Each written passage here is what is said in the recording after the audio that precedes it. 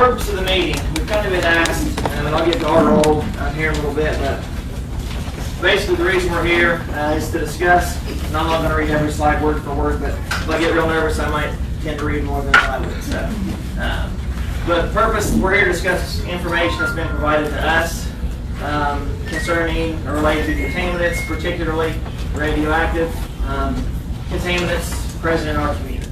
I'm sure everybody's familiar with what we're talking about to start with, and we'll get into the details as we go. But we'd like to lay out basically before you today what we know and begin to process to understand what we have, what is it, where's it coming from, potential impact, if any, to human health and the environment. Role of the health district. I've been asked a few times, and our board's been asked, why are you interested in this? Why are you doing this? And the thing that comes to my mind is, we're interested in food safety. We're interested in campground safety.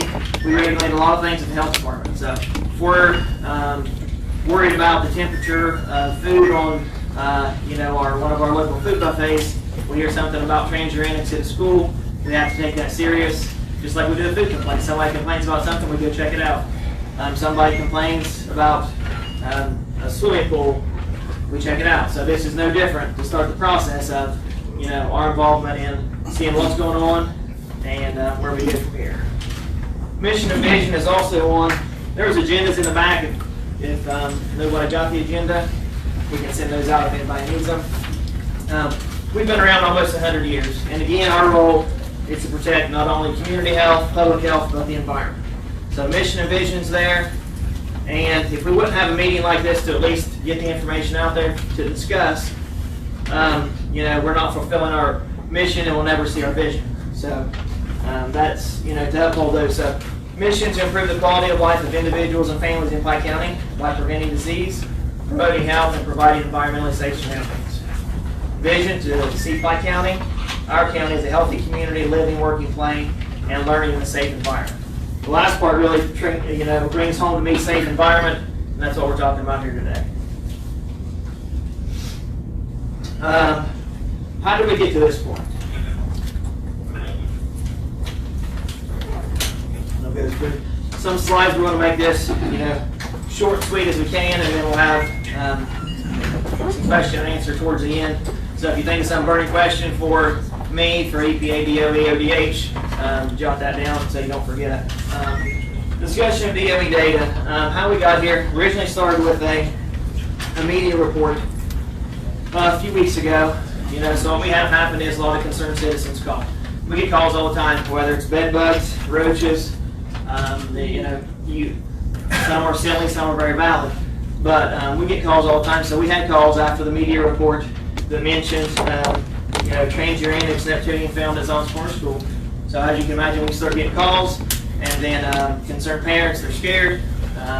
Is it safe for my kid to go to school? What's this mean? What is it? What's neptunium-237? Unless you might remember it from school or college, but probably haven't heard of it, depending on what you do, unless you're involved in that field. So we got the calls, and then the next step for us was research. It's on the periodic table. What is it? What's it mean? It is a product, and you can look there. Product of fission in the spent nuclear fuel that was introduced into the cascade. So we're talking about the uranium enrichment process.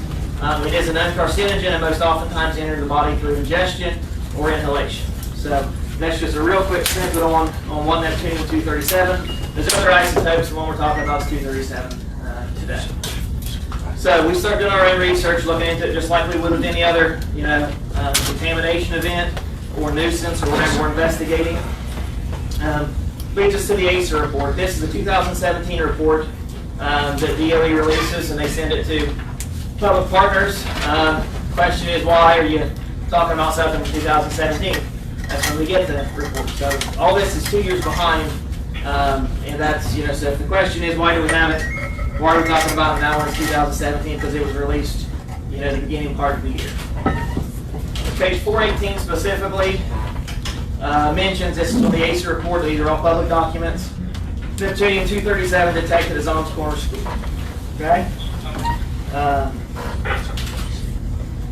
And again, this is what starts kind of our process. So we got to figure out where did it come from, why is it there, is it harmful, what does it mean? That leads us to a little more research. Again, reviewing public records, mainly DOE reports, 2001, 2002. Those reports, and again, DOE or we can be specific, but we can give you the reports that are public record, and I'm sure DOE would be happy to provide you with these as well. Concerning transfer of land where the current on-site waste disposal facility sits. So these two reports we're going to talk about, that's what it's for. States basically neptunium, and there's some highlights there, but I'm going to just go over a few other things that's not up there. But so as we start looking at these reports, it's it's a very compelling possibility, that we started to kind of put two and two together.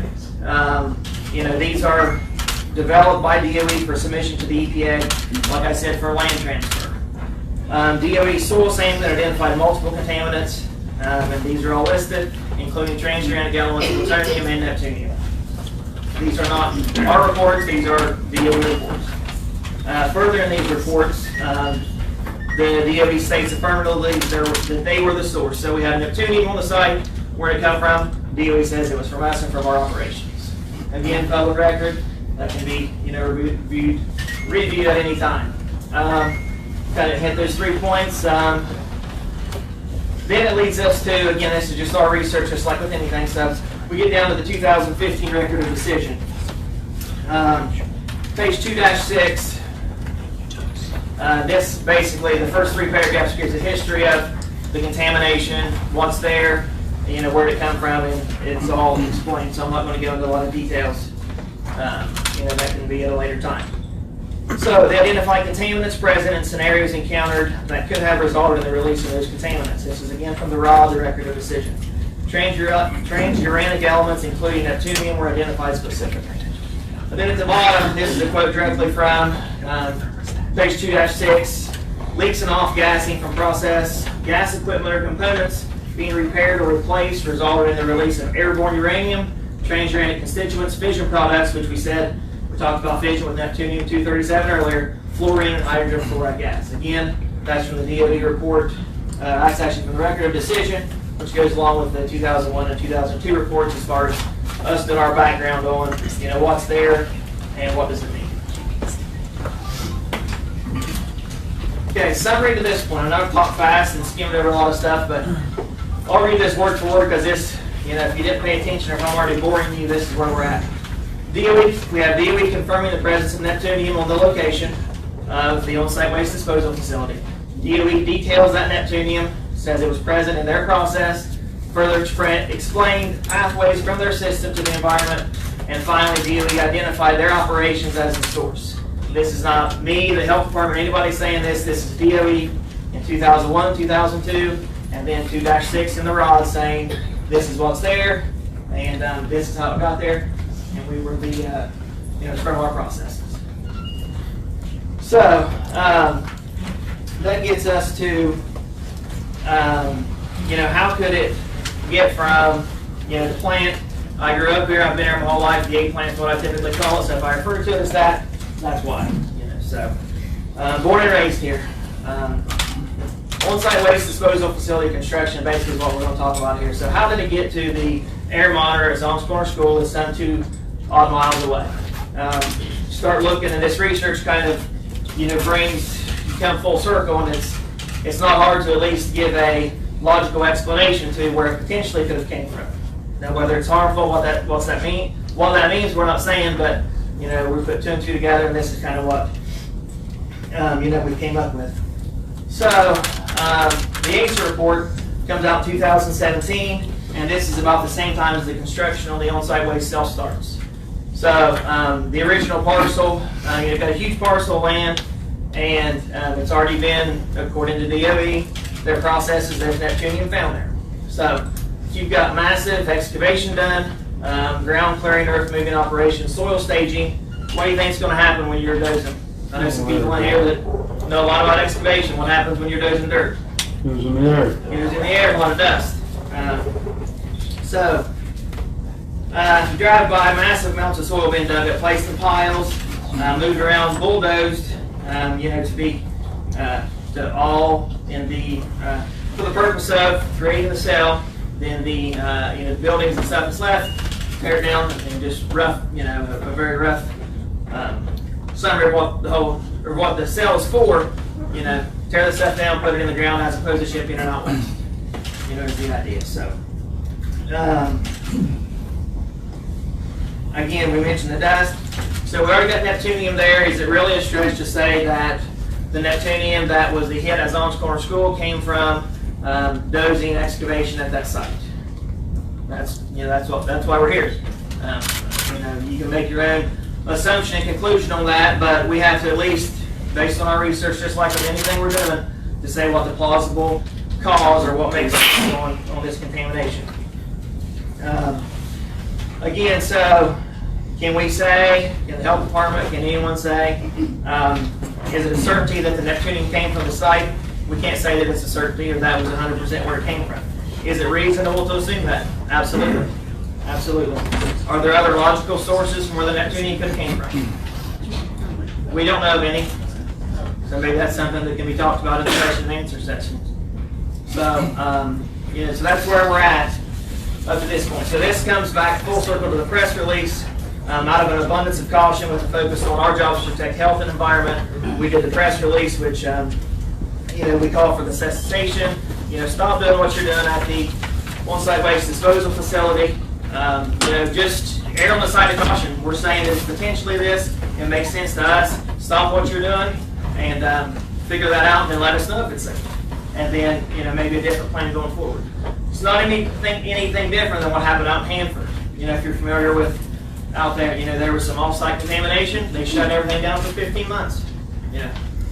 So it's not unreasonable to ask, hey, stop what you're doing, figure out if this is a problem, and if it is, what do we do about it? So again, we kind of hit those points already. So at this point, I'm going to give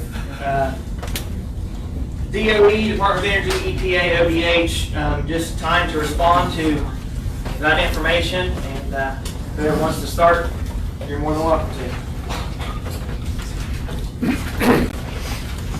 Thank you, Matthew. I'm Greg Simonton from the Department of Energy, and I'm prepared to talk about some of the aspects of the ACER, particularly the air monitoring program. The air monitoring program that we have established as part of reporting requirements from the DOE orders. I don't have the order off the top of my head, but we do an annual report that summarizes the material that leaves the site on an annual basis. We have an air monitoring network of about 15 or 16 air monitors around the site. Those sites are chosen not by happenstance. They actually are chosen based on logical pathways for where material can travel to or to leave the site. And so you have the distance away from the site. The placement is all done based on some modeling and some scientific research and basis. Then you go to the property owners to try to get as close to the ideal locations for each of our air monitors. Those air monitors run 24/7, 7 days a week, 52 weeks a year. They run so that we can gather data to make sure that what's leaving the site, if anything, is safe.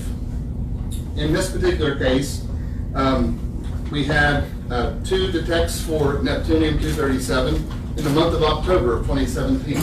So one was at the location mentioned earlier. The other was about 5 miles west of the site on Camp Creek.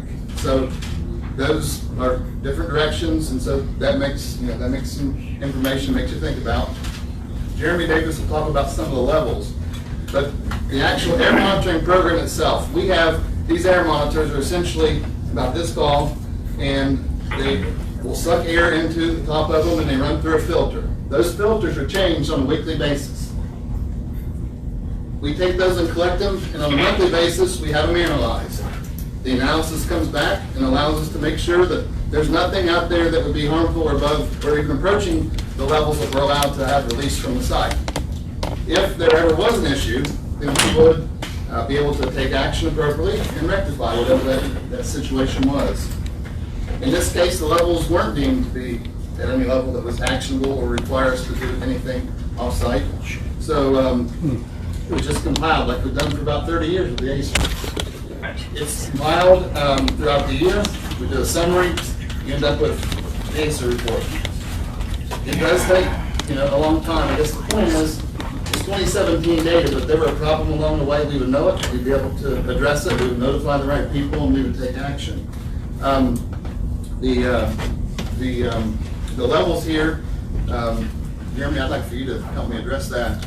I'm not really a technical person, but this is put in place. This is to make sure that what is leaving the site is not even approaching the limits. If it does, we start taking action. And it's a protocol, and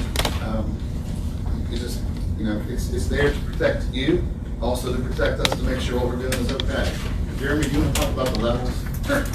So my name is Jeremy Davis. I know a lot of you folks in this room. I've been down at the plant for about 17 years, and what Greg said is correct. We have 16 monitoring locations located around there are 6 on-site and there are 10 off-site.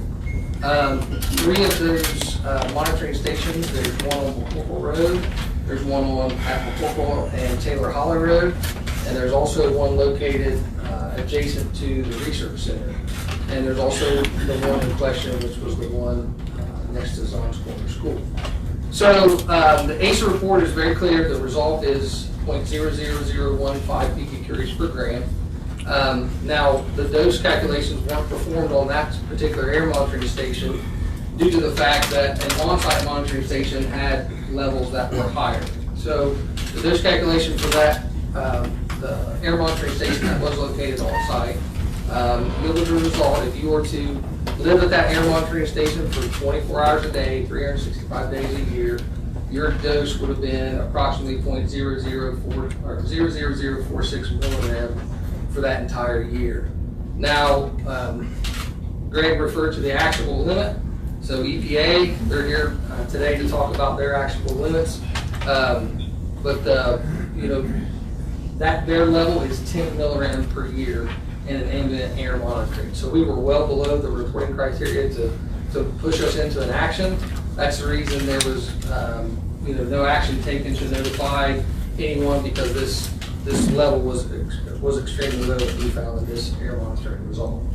Now, saying that, I did also want to talk about how the air monitoring, or how the air monitors are configured. And I know there's a lot of people in this room who already know this, but inside that filter, inside that pump, is an air pump that continuously pulls in volumes of air.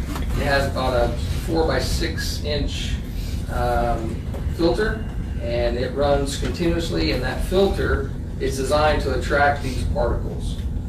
So the levels that were detected were extremely low, but you gotta understand this thing is designed to attract these kind of things so that we can see these detections real time. That being said, we do not have the 2018 ACER out at this time, but all of our data is in, and we have not had any detections for neptunium-237 in any of the data for 2018. So this does create the questions about this being a possible anomaly. And that's how the department has been looking at this result. And we're here to make sure we not only protect the public, but also our workers as well. So that being said, the source of the neptunium being introduced into the process gaseous, or the gaseous diffusion process, was through reactor refeeds. And that was done for a short time in the 1970s. And that is also monitored at the source to protect our workers as well. And we still have not have a basic characterization was done of the process buildings and the process piping before we started the demolition. And the neptunium that was found in that process piping was very minimal, and was not even close to taking an actual level for us to even take action to protect the worker. So neptunium is a activation product. It comes from bombarding. We have one of the ODH's health physicists here, so he's probably more of an expert on that than I am. But I'll kind of touch on, neptunium is also a naturally occurring product, and it can be found naturally. But That being said, the most prevalent avenue for which we find it in our atmosphere was due to atmospheric testing and also off-gassing from nuclear reactors that provide power. So, we're kind of on the same lines. We can't tell you that for sure did not come from our site. It is a possibility, but we also want you to understand there are possible other sources for that as well. And the reason I brought up the location of some of those air monitoring stations is that no detections were made at those 3 other air monitoring stations when this report came out. So the OSWDF, that happens to be one of my projects. When we did a study of that location, DOE has an order about evaluating land. And we deemed that land that makes up the OSWDF as being non-impacted. So when you look at making that determination, you have to look at 2 things. You have to look at use history, and then you have to do characterization of that property to make a determination of whether it is impacted or non-impacted. So the use history for this area had never stored radioactive material in that location. However, a full characterization was done of that, and sampling was performed in that location. And in the soil samples that were done at that time, there were no detections of neptunium-237 found at that time. So that area was deemed non-impacted and a good location for us to start construction on the OSWDF. Did I miss anything, David? Oh, there are 2 samples for 2006 and 2011-13. So twice we sampled the soils, they were both negative. No detects on those. Yeah. So what J.D. Dow was here, he worked for Ford B&W, and he also pointed out there was a samples taken in 2006 as well, and there were no detections of neptunium-237 in the soil or the ambient air at that time on that 340-acre location.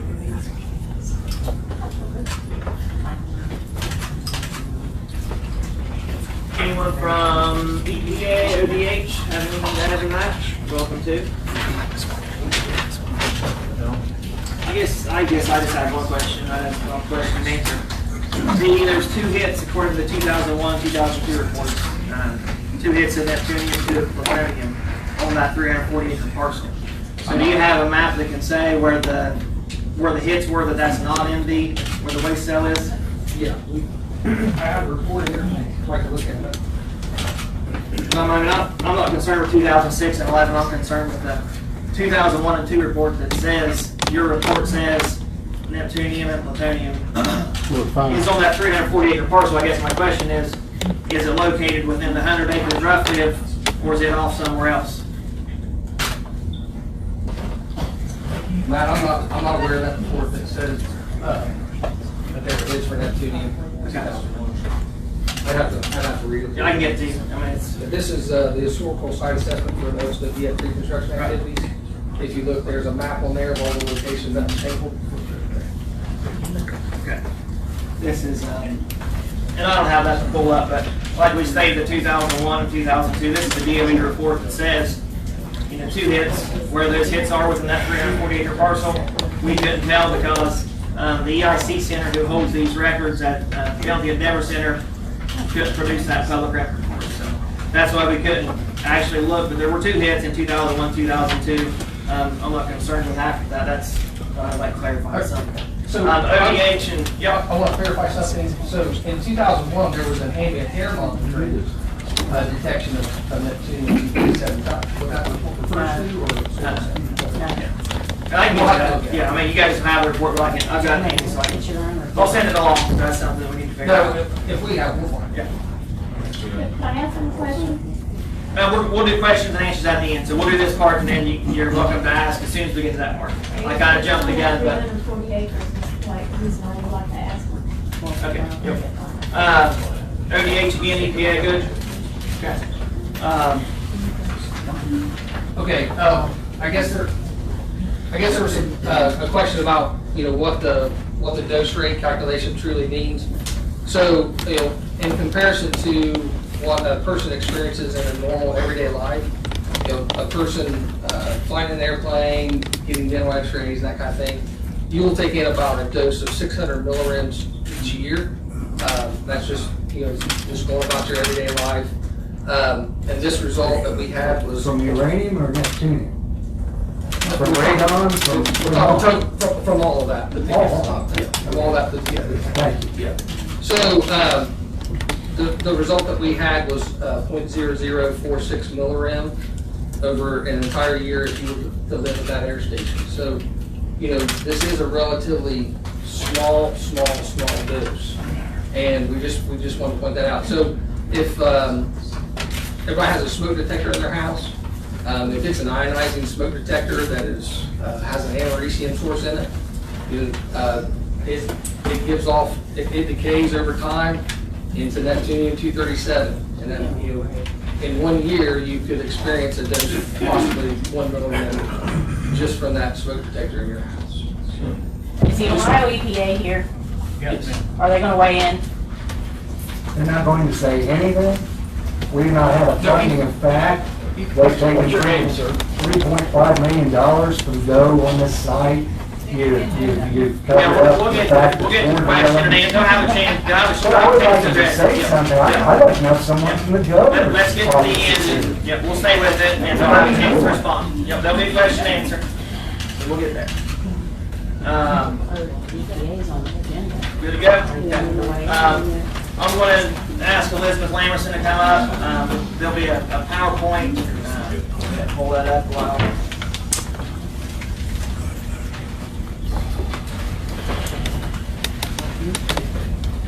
Good afternoon, my name is Elizabeth Lamerson. I am a mother and a fence-line neighbor of the Portsmouth Gaseous Diffusion Plant. I have and am concerned with on-site disposal and open-air demolition activities at the Ports facility. I have tried to take part in the regulatory process by participating in public comment sessions and asking questions to the Department of Energy in order to protect my family and my community. I was directed to send my many questions to Yvette Cantrell, a contractor of DOE. My emails date back to October of last year, and I had questions way before that. I've been to public comment sessions.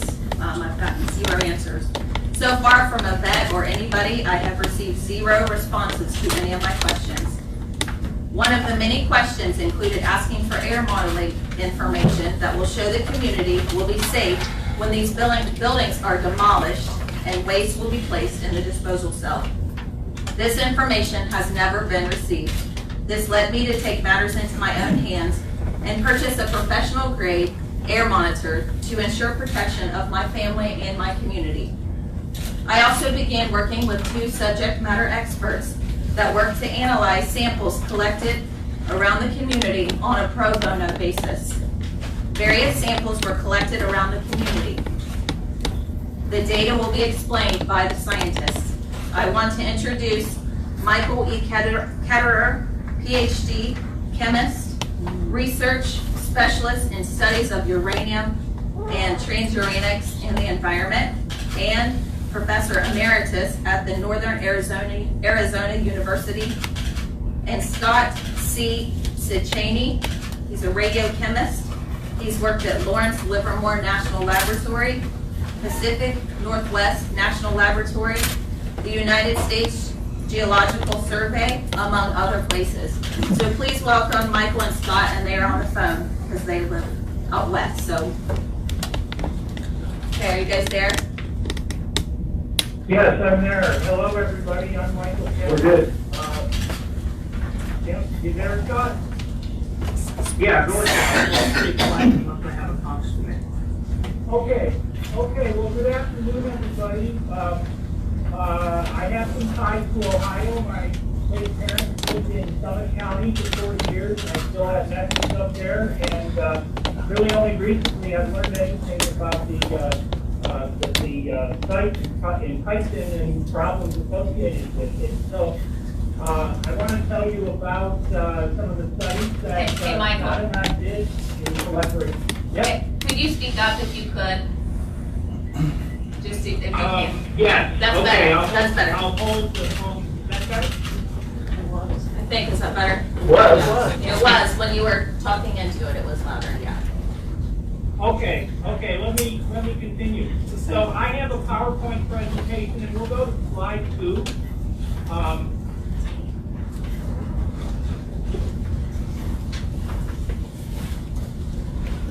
And this is the report that we have just produced and released today. It's delivered to Elizabeth, but also all of you fellow citizens of Pike County, Ohio. We completed a pro bono study, which means we were not paid and we won't accept any money for doing this work. So Scott and I have worked with Elizabeth, and we're very grateful to Elizabeth for being the boots on the ground and collecting the samples and so on. And here's the title of our study, Investigation of Anthropogenic and Human-Caused Uranium, Neptunium, and Plutonium in Environmental Samples from the vicinity, in Pike, Ohio. So we can go to slide 3. This is kind of an overview of what we were doing. We got the samples from Elizabeth, and we performed the analysis at Northern Arizona University in Flagstaff. Scott and I made a couple of trips there. And we are specialists in what you might call nuclear forensics approaches. So we're doing the same kind of work that some of the best laboratories in the U.S. as well as the world do to investigate, say, sources and activities of nuclear constituents. So the kinds of questions that we're looking at are summarized on slide 3. This is the text that is right from our written report, which is being released today. So the question, first one off, is can we find non-naturally occurring uranium? Uranium is present everywhere in nature, and I can find some in my backyard, and you can as well anywhere in the Earth's surface. But we're looking for non-naturally occurring uranium. And the second question is pretty much the same thing about neptunium and plutonium. Here the question is a little different, is because these guys, as our colleague from DOE said, these guys are found from nuclear weapons tests, but they're also coming from other sources, local and regional environments. So the null hypothesis, kind of the default condition of our study, or the default assumption is that, well, all the uranium is naturally occurring, and all the neptunium and plutonium is from the nuclear weapons testing fallout. And I've studied nuclear weapons testing fallout for almost the last 20 years, and you can find it on all the continents, that's for sure. Okay, please go to slide 4. Our methodology is focusing on what you might call isotope fingerprinting. So we use something that's called mass spectrometry. Basically, all it does is count atoms. You can count how many atoms you have with different mass. So it's very good for measuring isotope ratios. If we go to slide 5, the reason we're focusing on isotope ratios, and for uranium, in fact, we haven't even measured concentration. And, we're not comparing anything to the MCL, and that statement is made in the report. But we're focusing on these isotope ratios because that's like signature information. Where does the stuff come from? That's a different question from how much. So think about where from versus how much. Are you guys, am I projecting well enough? If you could speak a little louder, the ones in the back I think are having a little, but I think overall it's pretty good. Okay, I'm as close as I can. Okay. Okay. Yeah, I don't know if you have an amplifier or something there, but anyway, I'll continue.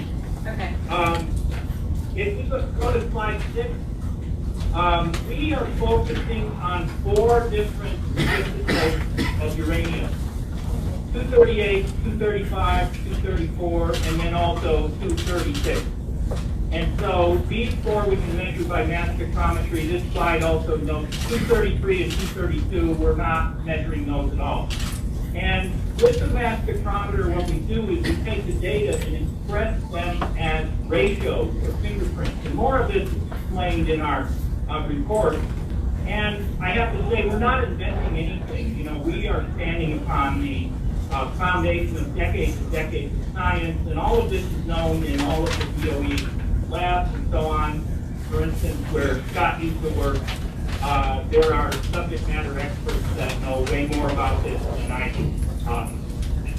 Anyway, the reason, we go to slide 7, the reason for pointing out uranium-236 is uranium-236 is associated with recycled uranium, just as our DOE colleague said. In a reactor, it's produced by capture of neutrons by uranium-235. That same process produces neptunium, plutonium, and fission in the reactor produces this technetium, which you guys call Pike. So, what happened is, from what I've read in the open literature, from what my understanding is, what happened is that over a long period of time, the feed to the Portsmouth Gaseous Diffusion Facility, as well as the similar plants, Paducah, they were all using recycled uranium. And the reason for that is during the Cold War, there was a critical shortage of uranium. And so uranium was recovered from the plutonium production reactors. And uranium-236 is chemically the same as the other uranium, so it goes along with the recovered uranium. But the neptunium and plutonium and the technetium are contaminants from the separation process. And so those all enter the feed of the plant. Now, it's probably classified as to what happened when, but, it's my understanding that this was an ongoing activity. Okay, if we can go to slide 8, I'll show you a little bit about how to think about and interpret. I believe in graphical information, so I'm trying to show you things graphically. This is standard practice in the field. You look at mixing, what are called mixing clauses, and these are just two ratios plotted one against the other with a common denominator. So 235 over 234 or 238 over 234, something like that. You make a plot, and we focus on what are called end members and mixing lines. So end members are the pure components that would be mixed together. And mixing processes are what happens when you mix those together. So slide 9 shows the mixing line. And it works like this for pretty much any pairs of ratios. So the line between those two red dots is the mixing line, and the red dots themselves are the end members of different compositions. So if you have something that matches an end member, it plots right at that end member on this diagram. If you have a mixture of those two end members, then you get a point along that line. Now, on the other hand, if you have something else, another source that's different, completely different, then it plots somewhere else. Usually. It doesn't have to, but usually it does. Okay, if we can go to slide 10, I want to show you here some of the sources that we relied on in this work. And this is, on the left, is what we're calling the Moody study. So this was done by Lawrence Livermore National Laboratory, and this is DOE-funded work. And what Moody did was to collect samples from internally in the Portsmouth Gaseous Diffusion Facility and also the Paducah facility. And this was done in the 1994 era. The report was published in 95. So Moody's samples are from 1994, and they collected materials and characterized all of these isotopes. So we regard the Moody report as a pretty good description of an end member. It's indisputable because it came from the facility and it was done by DOE. It's an end member for what might come from ports. Now, the issue is it's just a snapshot. It's 3 samples from a vast facility, and it's only, one single point in time, but it's the best guess that we have. That's what I can say. On the right is a similar characterization, and this is for plutonium and neptunium in global fallout. And this paper on the right, I first remember reading almost 20 years ago and thinking, if I'm going to start measuring plutonium in the environment, this is what to compare it to if something else is going on. Because this is regarded by everyone, and has hundreds of citations, it's regarded by everyone as the benchmark paper in the field. And this was done at the Pacific Northwest National Laboratory, and it's also DOE-funded work. Okay, so if we go to slide 11, I'll get a little bit into the measurements we make, and then we'll look at some of the results. So I'll try to go fast so we have time. So mass spectrometry counts numbers of atoms, and it's very graphical. And you can instantly tell the difference between, say, naturally occurring uranium and some kind of enriched uranium. Look at the two computer screen shots on the left and the right. So the one on the left is naturally occurring uranium, and the one on the right is a type of enriched uranium, probably close to highly enriched uranium. That one is from the Nuclear Fuel Services outfall going into the Nolechucks River in Tennessee. But anyway, we're on slide 11. Just, hopefully, you're at the same spot, Elizabeth, and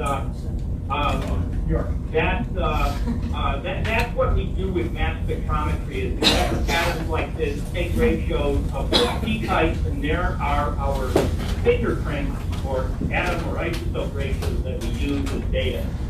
So at Northern Arizona University in 2009, I bought a machine mass spectrometer as shown in the picture on slide 12. So this is the exact same instrument that Scott and I were using in flight staff to collect these data that came from the samples that Elizabeth collected for us. And this will measure uranium isotope ratios, and we also have radioactive materials like that NAU to measure plutonium. And that I have the capability of doing that there, which I'm grateful for. And I'd just like to say, by the way, that's not what the lab looks like right now. Yes, that's the, thanks Scott, that's the thing, you're right. That's the, thanks for the interjection, that's the first day it came out of the box. If you go back to slide 12, you can see the boxes from the instrument in the back. It's actually moved to a different room. But anyway, let's see. If we go to slide 13, I found this picture on the internet. This is an aerial view of the Portsmouth Gaseous Diffusion Facility. We did no work inside the fence, obviously. We did not go onto any government property in this study. I've never been inside the facility. But what we're talking about here is the periphery. You know, we'll call it off-site environment. What found off-site using these methodologies. So slide 14 is a Google map aerial view, and you know, roughly we're talking about the proximity within 2-3 miles of the facility. Elizabeth Lamerson was our colleague, of course, who took the samples, and we know it's the exact location. In our report, we are not disclosing any locations of any samples taken on private property, and we will not disclose that information. So, on slide 15, I'll kind of get to the bottom line here. This is quoted from our report. Finding number 1, we've got enriched uranium in surface waters. It's found in sediments. It's also found in dust at residences. And the enriched uranium also contains uranium-236. The uranium-236 is not explainable by any other source. It has to be pretty much from the Portsmouth facility. And the uranium compositions that we have agree with the kind of mixing that you would expect from the Moody study. So point number 2, we are also finding neptunium and plutonium that is of non-fallout origin. It cannot be explained by global fallout. It's not from nuclear weapons testing. It may contain some of that, but it necessarily has to have something else in it. And this is found in some of the sediments of Little Beaver Creek, Big Beaver Creek, some other streams. It's in some of the suspended sediments, and we've also found it, in particular neptunium, in some interior dust, in some barn dust samples near the facility. So this is off-site. And so there's neptunium, there's definitely neptunium that's airborne, and it is not explainable by global or stratospheric fallout. And we are again relying on results of Moody and results of Kelly, DOE-funded studies to make these characterizations. Number three, we were talking about the landfill construction area.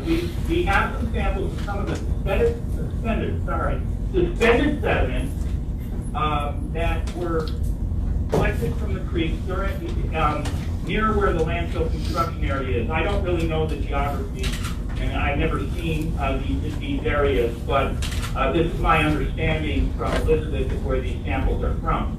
What we found in those suspended sediments is some non-fallout neptunium. So that, to me, is saying that there's a probable source of neptunium-237 in the surface materials within that creek drainage basin.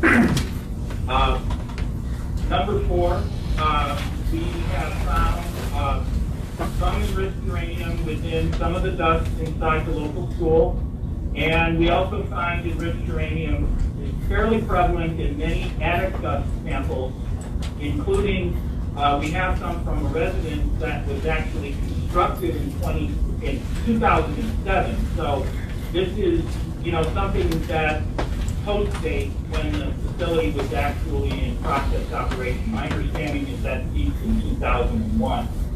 So to the last point, I think that the assembled evidence says that, and I'll use the word to a reasonable degree of scientific certainty, that it's the Ports facility that's responsible for what we're seeing in the environment. And I can show you, if you go ahead to the last couple of slides, I can see, this is all in the report, and I apologize to everybody that, this report is not really very readable to many people. It's kind of like a scientific argument, you might say. And it's rather like me trying to read tax code or, a prospectus from some kind of stock investment. I can't read that stuff, but the report is written in a way that it's supposed to support scientifically all these things that I'm saying. So pictures often tell the story. On slide 16 and 17, we're showing some of the uranium isotope data and how there's mixing of different types of uranium, naturally occurring uranium, and some enriched uranium. The red line is taken from the Moody data from samples collected within Ports. So that looks like reasonable match in this business. And here's on slide 17, this is a similar mixing diagram. These are soil and dust samples from the proximity of in the Pike vicinity, let's say. And again, the red mixing line is taken with data points in the Moody 1995 study. Finally, I'll go to slide 18, and this takes a look at the neptunium and the plutonium, and this is pursuant to the question about global fallout. So I'm putting the y-axis, or the vertical axis on a log scale because we find very, very large variations in these ratios. That's really not normal. If you were looking at plutonium and neptunium from weapons testing fallout in the whole continental U.S., you would see stuff that's in that blue point ellipse down there at the bottom where it says Kelly, North American fallout. All the points, and I measured thousands of global fallout plutonium. They're all, kind of in that box, especially for the upper right portion of that box. Now, if you take the data from Moody's paper, the measurements from the Portsmouth facility aren't really good enough to plot this on the plot, but the Paducah facility plots up there on the upper left with the yellow points that says Moody Paducah. Now, I'm also including some of the samples that we got from the Pike vicinity, and what this all says to me is it's not going to be a line because of the log scale. It's going to be more like curves. But what we're saying here is that the neptunium and the plutonium in the environment is not accountable for global fallout. It's coming from some mixing process. The Moody data seem to explain that, and I'll point out the sample on the upper left, the red point that's towards the upper left of that ellipse. Those are sediments from Little Beaver Creek, and the neptunium concentrations in those sediments are probably on the order of 100 times normal for global fallout. And then some of the other samples that are talked about in the report, the barn dust sample, they're all in that red ellipse. So it's different than global fallout. And yes, there's stuff that's airborne that appears to be, in this pattern. Okay, I'll go to slide 19, and this is kind of emphasizing what's powerful about these mixing diagrams. This is, as I said, the Kelly paper. I read that, I took it to heart, and I said, now I've got something that I can use in my new field. And just draw your attention to the last 3 lines. When you see something, Kelly is talking about something in a slightly different context, but the same words kind of ring true here. If something else is going on, you're going to get data points that are so far away from the mixing line that they will be obvious. And that's my opinion here today. So that pretty much concludes my remarks. I have a bunch of acknowledgments to make, especially to Elizabeth and all her fellow citizens of Pike County that were cooperating with taking samples. I'm grateful to my co-author Scott for putting up with me and some of our really good discussions and also contentious arguments. I'm very grateful to Northern Arizona University and the state of Arizona for supporting my work. And we've done this for the public benefit, and this is all intended for public dissemination. Finally, there's a couple other people to thank: Jenny Ingram, Jim Biddle, and my colleague from Spain, Pepe Buena. So that pretty much concludes my remarks. Would you like to add some comments on what we've done? No, I think you hit the nail on the head. Other than we do plan on continuing following this, and I believe we're going to be going for scientific publication with more details and et cetera, et cetera. Can we ask him a question? Okay. We're going to go ahead and give DOE, EPA, and EH a chance to respond, and then they can hang on to the question and answer session. Can you guys stay on the phone? Yeah, sure. Yeah, I got. And there are copies of their Well, not report. literally. There are copies of their report and also the 2 reports that they referenced, the Moody and the Kelly report. I have copies of those. I don't have as many of those because they're a lot longer, but I have some copies of the Northern Arizona University. So. And we'll just give, Clearly, this is a brand new report, and we respect, what this is, the undertaking this was. We have no way of making a comment until, of course, we get a chance to review it. It would be inappropriate, too premature. So we'd like to request a copy and be able to, interact with you to have these questions answered. And Jeremy, you have anything to add to that? Like Greg said, we would look forward to reviewing it compared to the data we already have as well. And I just want to be clear about one thing. We're not saying that the Portsmouth Gaseous Diffusion Plant is, it cannot be a source. We acknowledge that, and that's why we do the monitoring in the first place. And look forward to reviewing the report and help understand the data.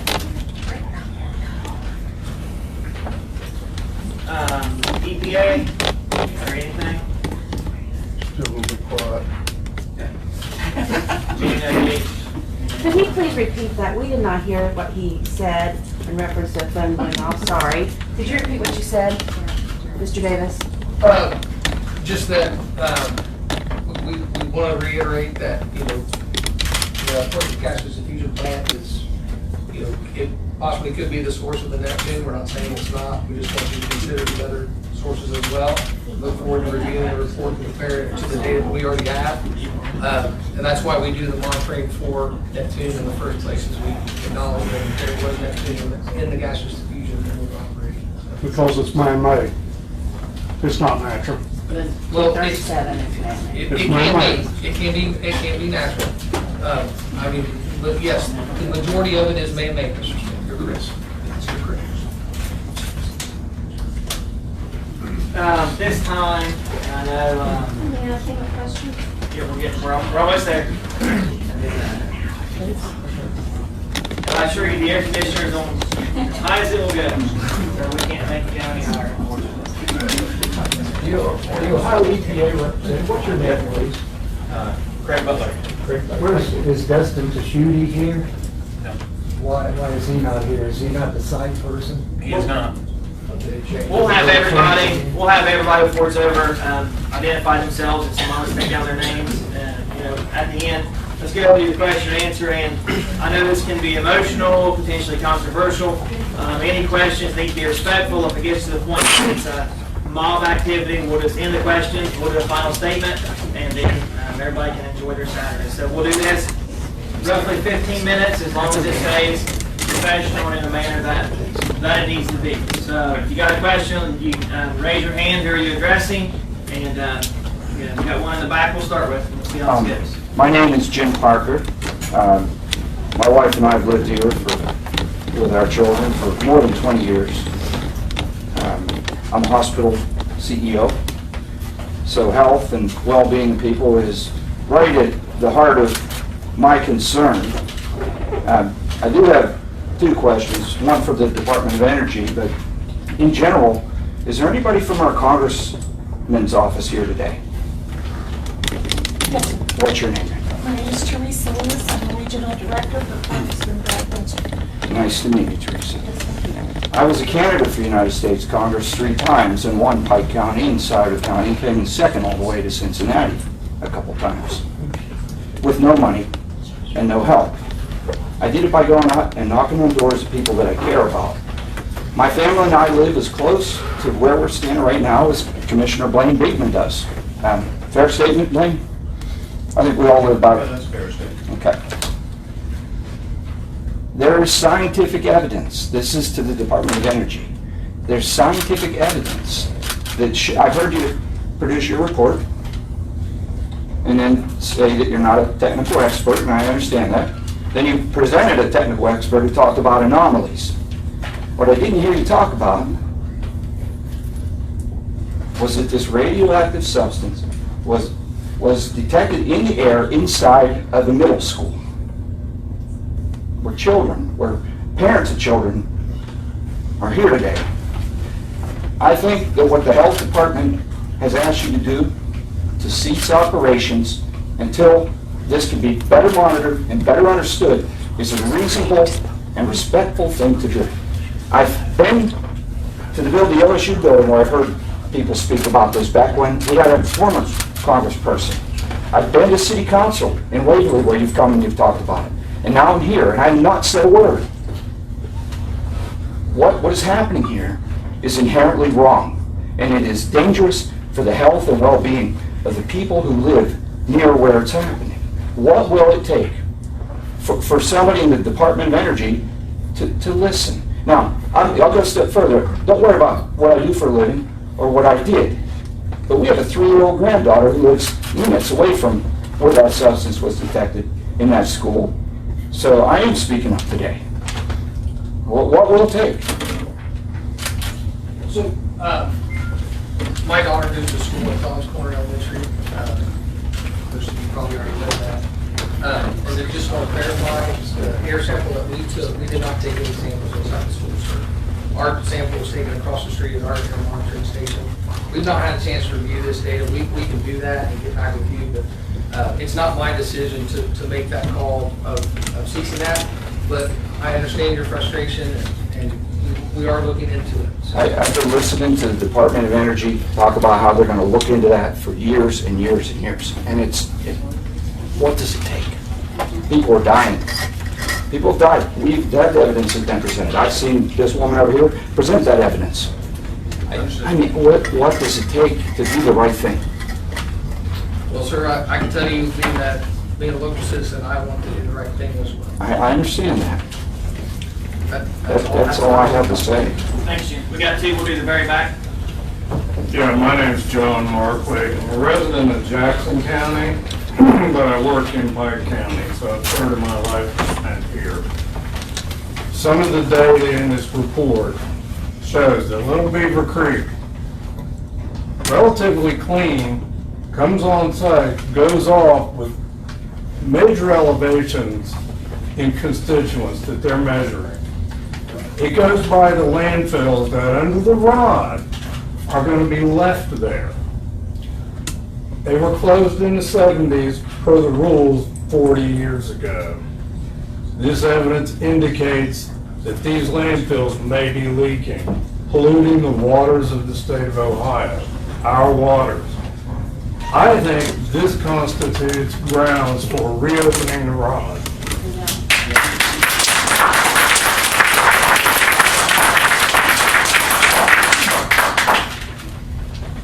Back in the back.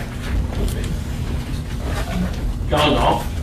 I have been employed at the facility since 1972. My dad most of the 20 years prior to that. And I have seen the equipment removal in the 70s when we did the upgrading. And I've also seen now how the components were removed in the 26th building. The most likely suspect for the neptunium or anything else on that plant site. Jeremy, how many hours would you estimate that you spent in the 26th building while active components were being removed? 10 to 20 a week. Up on the cell floor while the components were being removed, you actually were on the job when the components were actually being removed.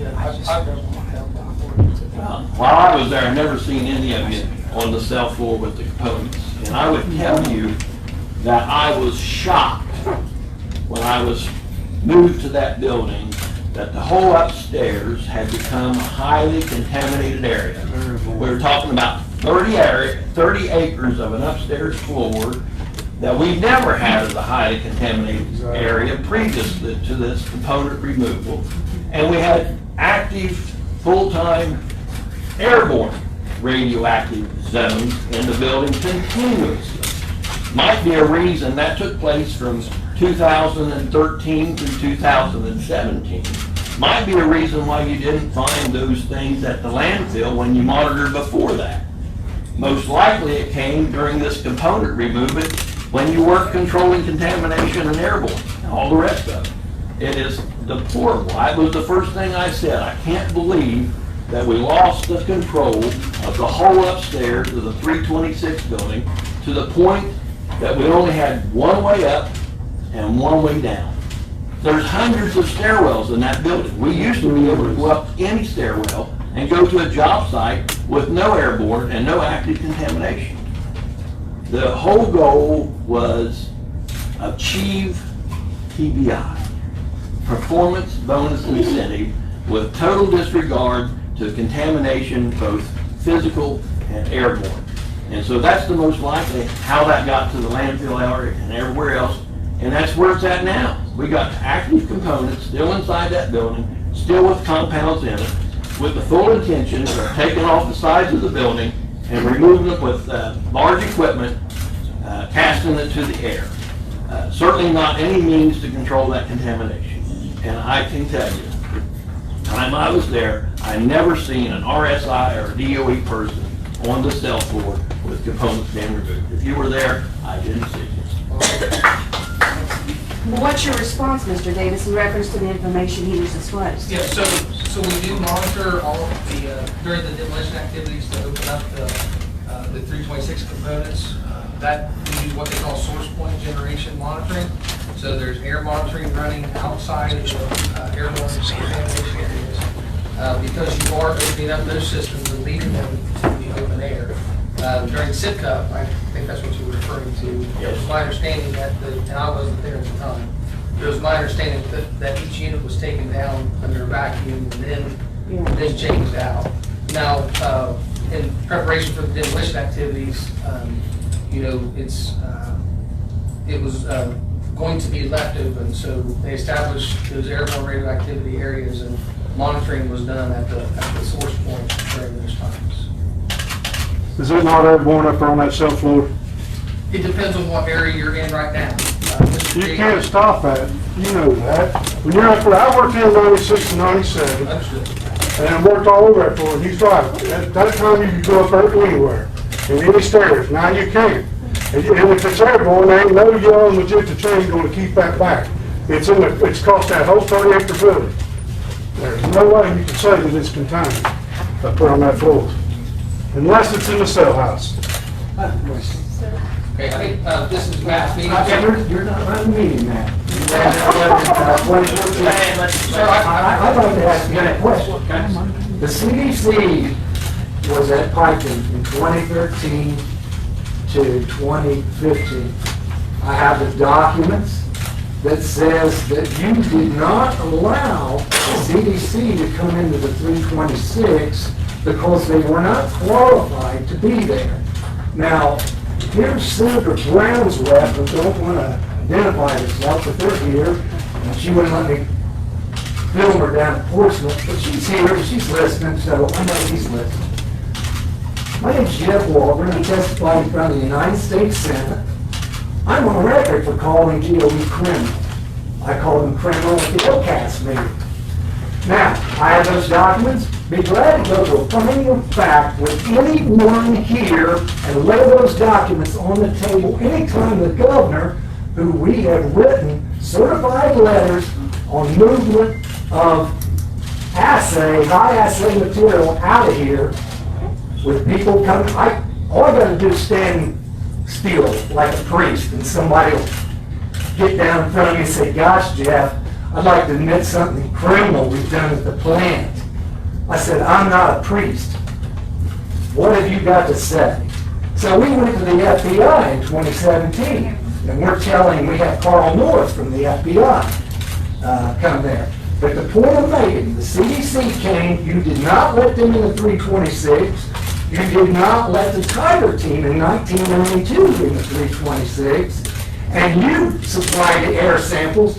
They did not fight to get in the building.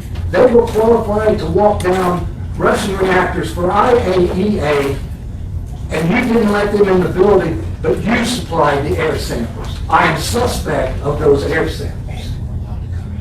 Now, if you want to see something about footprint, write this name down, NUMEC.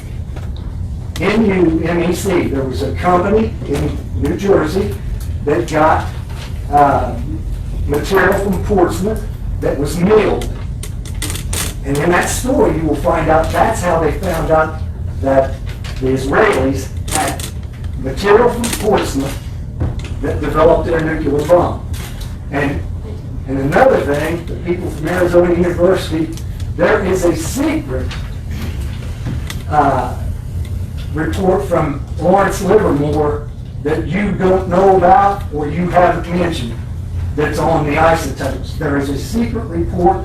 We have a FOIA in for it right now to the Clinton Library. To get that secret report, you must know the facts, and the facts are in the documents, and we have the documents. Thank you. Yes, up front. Thank you, everybody. I'm Joni Fearing. I live in Portsmouth. My dad worked at the egg plant in 54 to 64. I won't get into that whole story, but he did die of 5 different cancers, and we were a recipient of the LCIPA grant. The cleanup, and I'm glad Senator Brown's representative is here again, because I was at the meeting a few weeks ago, and I forgot to mention about the cleanup, that the money was put into a trust fund when that plant was built. Okay, that money was accumulating over all those years for the cleanup. That money, as my understanding, was reallocated by George W. Bush when he was president for the war. Okay, so a lot of the money that Senator Brown, thank goodness for Senator Brown getting that money back, but a lot of it's getting money back. No, somebody's going to say. Well, that's what I was led to understand. Now, I know there's got to be a lot more than that. $1 billion back. he got 1 billion, there was 2.3 billion in exchange between USAC, and it was for cleanup, and if you'll check, 1.3 billion went to Mayak, Russia. Check it. So he didn't get it all back. Anyway. Okay, he didn't get it all back. I thought that he got some of it back, but there was still more to be needed. So he didn't even get it all back. Okay, that's important information. The point I'm trying to make is, I believe that this cleanup, and cleanup doesn't include leaving a bunch of stuff on the site that's radioactive mess. That's not cleaning it up. And I'll bet you money, and they were told when that plant was built, all of the residents around there, that material would not go past the chain link fence. Like, how ridiculous is that? And I'll bet you money that school is a lot further away than the chain link fence. And those homes that they've been inspecting. And all of the people that have been affected by this already. So the cleanup was promised. That stuff has to go outside of our area because we're too wet. We get too much rain. We're also in a tornado zone. You know, there's a lot of reasons why, and all that depleted uranium sitting outside in those big canisters. What is that about? So the cleanup that was promised, now we have done our fair share. We've done our fair share. Too many people have died, or too many people are sick. Southern Ohio has done their fair share for this Cold War effort and the safety of our country, and we can be proud of that. But we deserve a proper cleanup and a safe place for workers. Safer place. Now that may never be completely safe, but it can be up to industrial standards where an 18-year-old, anyone younger than 18 still can't go on the site, but at least it's a safer site than what it is now and what it has been. So please, and I'm glad that the Congressman Wenstrup's representative is here too. I ran for state rep, I didn't win, but I'm still active in caring for our communities in this area. And this issue is, of course, strong in my heart because of our family. I've had testing that showed I had uranium and strontium in my system. Didn't know about the A plant at the time. Didn't know that was most likely from my father bringing home that on his work clothes, and my mother washing his work clothes for 10 years while she was having us babies. So, you know, this is promised. We don't break promises. Well, the government does all the time, but thank you for letting me speak. Can I say that? You guys have anytime you want to respond to anything, you're all going to stand up and respond. Yeah, my name is Larry Thomas, and I work at the plant 46 years. And in your presentation, you mentioned that there's certain levels that you guys monitor, that if it reached it, you had some kind of contingency plan. So has that ever happened out here at the plant that you know of? I do not know that. And never, I work on this monitoring station, I know where they're at, and I know all about how far away they are. I never know, and maybe you could, and that's something you could put out, is what do they look at? What are all the different type of chemicals that you're looking at from this monitoring station? And also, if there was something that came out, what kind of contingency plans are they? What do you have that's out there that's protected the people, the community around the plant? I mean, recently we just had a fire that was strongly smelled miles off plant site, but yet nothing was ever, not hardly even talked about, much less any kind of a thing done. And so, again, I ask you, what kind of a plan are they, and what's the limits, and has it ever happened? I mean, after 46 years, I don't remember ever hearing it, so. I don't know the answer to the question if it's ever happened, but we are going to, first of all, on the data, we're having a section in our upcoming public availability sessions, which are mid-May, 14th, 16th, and then the following week on Tuesday and Thursday. We will have a section with boards that has information broken out from the ACER to start discussing that and getting that into the dialogue. Also, after the event in the that you referenced, the fire. We are going to also make a presentation, develop one that will be given out. Probably take us a little bit to get it together, but to discuss what we sample for, but also action levels, what actions we take at different points. We've made a commitment to do that presentation as well. So we're working on that presentation, and we are going to have the information broken out on the ACER, so it's not just laying the report on the desk and walking away. We're going to start addressing that in the upcoming public availability sessions. Up front. My name is Glenna Colley. I'm a whistleblower since 1983 on the Pike plant. I'm also a downwinder of this Pike plant. Chris is a long-standing organization that's been here. We have been gathering documents since 1986. I blew the whistle on the plant in 1983. I have a lot of health issues.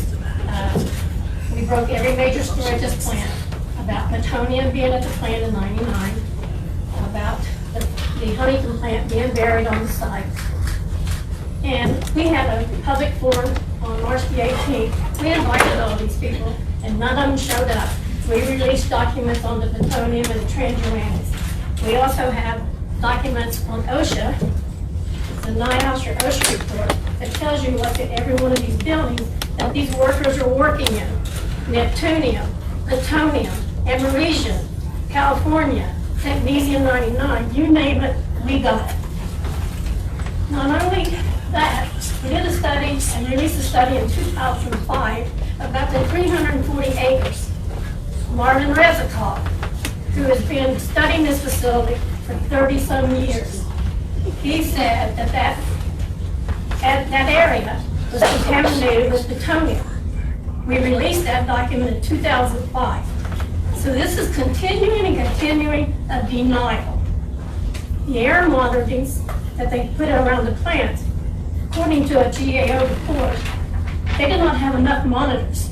And the monitors that they had were not placed in the right position to pick up uranium, technetium, fluorides. We have a huge, huge release of fluorides at this facility. We actually doubled the standard in Oak Ridge and Paducah because Ohio didn't have a standard for fluorides. I think the fluorides is how all this stuff has gotten off the site. We have a lot of particulate matter. Fluorides is not being addressed. The school, we addressed it a long time ago. So these people have let your children go to this school and not let no one know what's happened. We addressed all the contamination that's going off in these creeks. We took samples, the EPA took samples, nothing. They continue today to let this happen and pretend like it just started yesterday. It has started since 1952, 53, 54. It's no big secret. And we're not in a plant getting radiation. We're getting plutonium from the plant. The workers are sick, the communities are sick, and right now, my Facebook has a lot of people from this area who are talking to me about their family cancers. We had a study here that we took up once before we knocked on door to door. You have a huge problem in this community. We have a huge problem in our community. I live probably 15 miles south of this plant. It's horrible what they've done, what they've let these people get by with. And I know, I've been speaking out for 35 plus years, and I know that they are criminals. What they are doing to us is a criminal act. And I also have been hearing about this waste sale, that they're in such a big hurry to get it done, they're not putting clean liners in some of it. Can anybody address that? But we will go in for the specifications that we're submitted. You're building 16 of them, right? 12. Okay. Aren't you in a big hurry to get some of them done and not using clay? And people getting big bonuses to do this? Thanks, Vina. We're gonna keep it less accusatory, and if we get to the point, as long as it's productive, we'll keep going a little bit longer. If we get to the point, I see a lot of people waiting, where we can submit questions. So if you have questions, if we don't get to you, because we're not gonna stay here till 9 o'clock, submit those, we will publish those. Okay, so, back. I'd like to go back to the gentleman that was on the teleconference call, what he said. Correct me if I'm wrong, but if I heard him correctly, he made a statement that the sediment in Little Beaver Creek was 100 times over background limit, and that some other data that was taken was well elevated above natural background limits. If what he said is true, and I take it that it is, the government officials in this county and state should enact an emergency policy to stop everything out there at that plant until facts are on the table, and we cannot wait until we cannot wait on government bureaucracy. I know how long it takes the government to put a report together, and I appreciate what Jeremy said. Jeremy and I are lifelong friends. I respect him very much. But I know how government bureaucracy works, and we can't wait that long. If what this gentleman said on this teleconference call is true between him and Elizabeth, something needs to happen immediately, and it's up to our government officials who are elected to represent the constituents of this county and this state. Senator Brown, Portman, our county commissioners, you're put in office to represent us. Not And we want this thing stopped, and we want it stopped immediately until something is proven true or false about this data. Absolutely. We'll do a few more. Let's make sure the questions, and these have all been good. Let's make sure. Let somebody else Hands on oxygen here, let him talk. Hang on just a second. Let's make sure the questions concern what we're talking about today and not, not a lot of accusatory stuff from years past. We'll keep going. Go ahead. Yeah, my name's Charles Lawson. I was at the 2014 waste cell meeting here in Waverly. And one of the statements, and here's why I'm asking this. DOE stated that there was no cracks in the bedrock.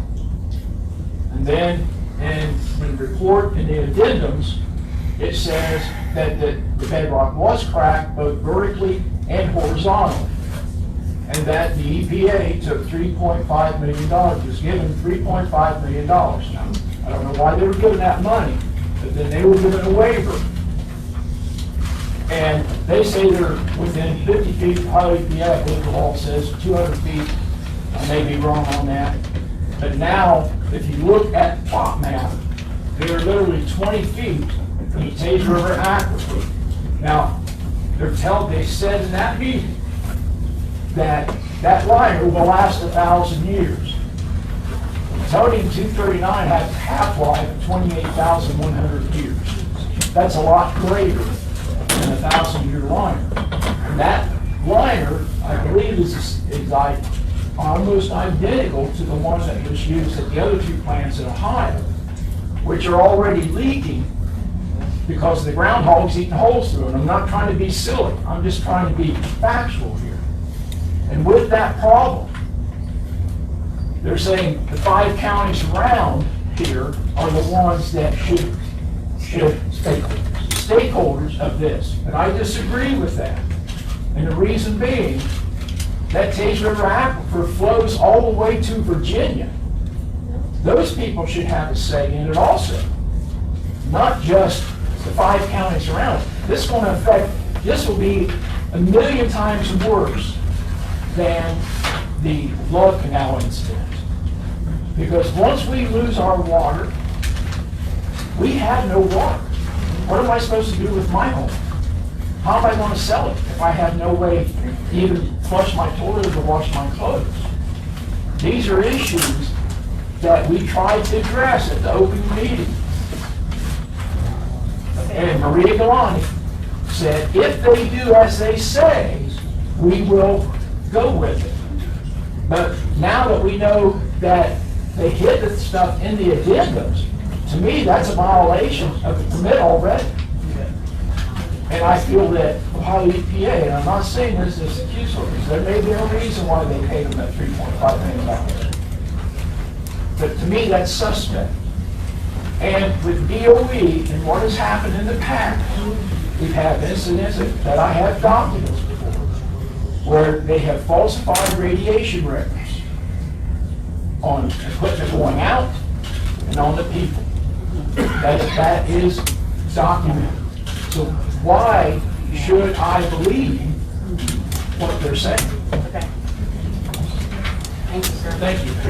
We're going to get the scientists on the phone. They want to respond to Mr. Lamerson, potentially comment. So if you can hear me, you can go ahead. Yes, this is Michael Ketterer again. I wanted to, basically reinforce what the gentleman in the back of the room asked about the neptunium concentration in Little Beaver Creek. Indeed, your understanding is correct, and it's detailed in my report, in Scott and I's report. What we found was a concentration of neptunium that I would say it's on the order of about 100 times the normal expectation for global fallout, and it's very abnormal for other places in the continental U.S. It's its apparent source is the port facility, and I also comment in my report that I compare my data to the DOE's own data from 2014. There's a ACER report, and they measured the same concentrations in different units, and I compared them so that we're not looking at apples and oranges. And what the DOE measurements are pretty much in agreement with our recent samples from the creek. And what the DOE report basically says is that this is well below levels of concern. I think the point is this is a very, very unnatural condition. And if I can say one more thing, that same 2014 DOE report, which is referenced in our study, talks about 14 kilograms of uranium per year coming out through the creek and through the drainages of the port facility. And that's all going into the, what you guys call it, the Scioto River and then the Ohio River. It's all going downstream. Is he aware of that twin report of Lawrence Livermore? If he's not, I'll give him details for him.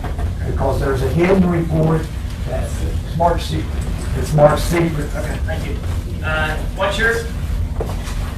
I just want to say that I haven't really heard anything unexpected from DOE. I appreciate you showing up and talking and being the messengers, but I think that as a citizen now, I'm more interested in what do my county commissioners have to say. Mr. Miller made a very public statement in the last week or so that has said more on this topic than I've heard from our other commissioners, past or present. And so my feeling is that you're on the clock now, and it's time to get off the fence, and there's no longer any question about what your stance should be on this issue. And we expect representation as citizens of Pike County and not representation for Fluor or anyone else that is a billion, trillion-dollar corporation operating out there. So I appreciate the statement that Mr. Miller made, but I'm very interested in hearing from the other two because we are done. I think the citizens of this county are done.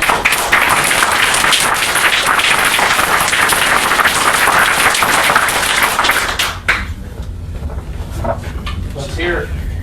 Well, I will, probably not a great idea for me to get up, but I haven't shied away from this, subject yet. I've been to every meeting that I was invited to, been to every rally, everything. To listen to citizens, collect the information, to the best of our ability. I think we have taken a stand by saying, does anybody want a waste cell? No, nobody wants a waste cell. Put it on the ballot. There's no question that anybody wants a waste cell. It's just no. As far as the information, we get information, of course, from DOE, same as everybody else. We get information from citizens. I've spent, Elizabeth, I've spent time with Elizabeth. I've contacted Jennifer on several occasions. Me and Jennifer have sat down, 2, 3, 4 times, I don't know. We've spent a lot of time together. Because the last thing we want to do is make any decisions that's going to harm the health or welfare of any citizen in Pike County or the area as a whole. And so, that is where we are. We have never, we haven't hid from anything. Reopen the rod. That's not our decision. You can advocate for it. I mean, we can. You can demand it. We can ask for. We can demand anything, but whether or not it can happen, that is not our decision. But do it. Gotta do it. Have you done that? I think one of the things that's most important is that as a community, and there's a great turnout here today, it's obviously the safety of our families, the safety of our kids is what's most important to everybody. It's a difficult spot to be put in to be the people or the group that have to be subject matter experts from both sides. And so today's meeting, in my opinion, I said what I said because I'm concerned. I said what I said because I'm a dad, because I'm a citizen. We live about 1.5 miles directly east of the site. I think it's important that with Mr. Brewster's involvement, that we together get these facts. I think what's most important is that the citizen's safety and your concerns are answered by us. If we are for this, then when I say for it, if we will accept it, we have to rely on someone that is subject matter experts. Those folks, and not to put Mr. Butler on notice, but we have to rely on subject matter experts somewhere. The Ohio EPA would be our primary source of, is this safe? In addition, From a radioactive standpoint? no I mean, they ma'am, don't have no that, ma'am, right. not at all. From a public health standpoint, we do not have the subject matter expertise on the board. Our job is to take your concerns and put them at the flagpole, and that is what we are trying to do. Does Brewster have instruments that he can measure? Or are we just going by, we're just trusting the answers we get from this one party? Do you have a way of measuring? The health district does not have resources, to do any type of sampling. I'm not qualified, none of our staff is qualified, that's not in our wheelhouse to do that. So, requesting help is gonna have to come from somebody besides us doing the testing. I have a question. Over the radioactive material. That's what we've been told, the health department. The NRC is not over the radioactive nuclide. DOE used to be. And now the health department, because the state of Ohio is on the SSAB board, and they come there, and they're the only ones who can test for radiation. Is that true or not true? Mr. Phillips, I'm gonna let you answer, that's the Ohio Department of Health, they can answer that better than me. G. Phillips, ODH, we do have involvement at the site and in concert with Ohio EPA as well as working with DOE. And we can talk about our activities at the site if that's desired. We're certainly willing to continue to work with the community on concerns. Are you over the radiation part of the facility? That's what we've been told. We were told the NRC was, which they aren't. DOE has been all these years, and they hide behind the NRC. Now they're hiding behind the health department. So I'll have David speak to our actual David, our health physicist speak to our involvement in the site. I have a question. Let's answer it, David. And just as a reminder, this is the first, depending on what this looks like going forward, this is the first of several meetings. So we're not obviously going to get to everybody's question. We're here from everybody. We're going to do the best as we can. And we're going to get ahead and let ODH speak again. Okay. I'm David Lipp, health physicist with the Department of Health with the state. The site's a federal facility. We're a state agency. We don't have jurisdiction on site to do that. So we're saying DOE. It's a DOE site. We work with the Department of Energy. We work with Ohio EPA to review radiological information that DOE puts out in work packages. That's kind of the limit of our current interaction with the state. We can't go on site by ourselves and do inspections. We can't go and take samples on site. We can work with DOE to do confirmatory for releasing parcel 1. We did walkovers with our own radiation detectors. Again, we don't regulate the federal sites. Who does then? The department is a Department of Energy site. DOE and DOD. Self-police. This is a DOD site because we did weapons here. I'd like to say something. I'm from Kentucky. Thanks, David. I'm from Short and Kentucky. sweet. All right, I'm from Kentucky. Went to one of your board meetings, someone laughed because I was from Kentucky. DOE, doing this rod and the SSAB, said we'll pick the 5, and I'm from a poor county, Green County, but about the 5 poorest counties in Ohio that need work, and says, well, you want that thing out there? Sure we do. We want work, but we don't want it unsafe. And the person that was sitting there a while ago with their hammer, get it going, get it going. I was there when they buried the plant from Huntington. I spoke in 1999 and accused DOE of criminality when they first admitted that there was plutonium on the plant.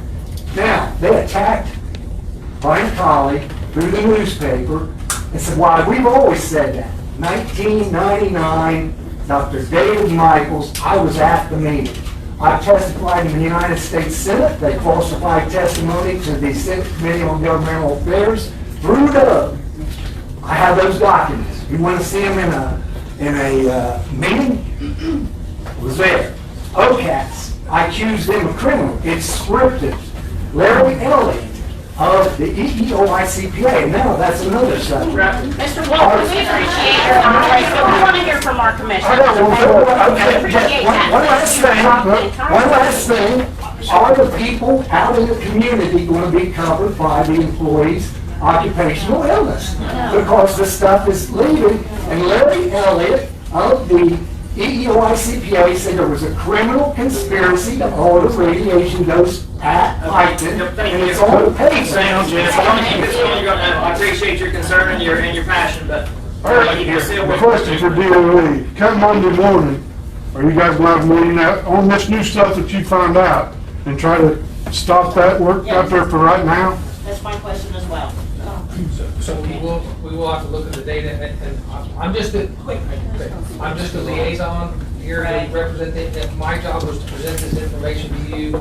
Do you understand the level? We have a representative of DOE here. I You am are the also the project manager for No, I'm Portsmouth. not. You said it's your project? No, I'm the facility representative. The facility Johnny representative. Rising is the project manager. Now listen, we will have public meetings coming up. As Greg said, we would encourage everyone to attend. The project managers will be there at those public meetings. Bring your questions. You don't answer questions, it's up to them. Yeah. In the very back, you've had your hand up several times. I haven't got to you. I'll get it. Hello everyone, my name is Crystal Glass. I'm a cancer survivor. I have a very rare cancer that affects less than 1% of all female cancers. I did not meet criteria to get this cancer. My main question is, about 2 weeks ago, there was a fire in the 333 building, and my parents live about a mile and a half roughly from there. My daughter is there often. Is there going to be any type of report to let anyone know, like was anything released into the air? I'll let JD.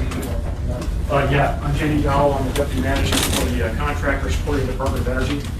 We provided the Department of Ohio a report this week, actually, in draft. Ohio's got that report. They're going to review it. There is information pending. So it took us time to get that report. As you know, that was in a classified area.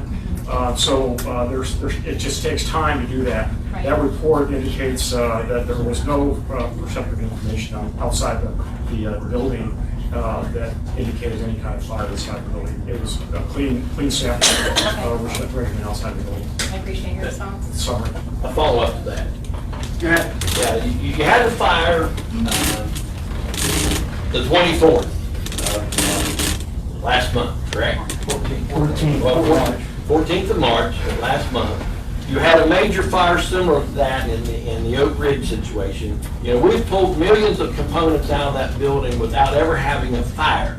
But in this informed society today, if we go out here and we build a fire out of wood, we have a pretty good idea of what comes out of it. We build a fire with coal, we know what comes out of it. We build a fire with oil, we know what comes out of it. What I want to know is, what would you expect to be released from a fire from inside the components? Don't tell me what the results were that you got when you monitored, Tell me if you have that exothermic reaction fire, what is the anticipated release in the smoke?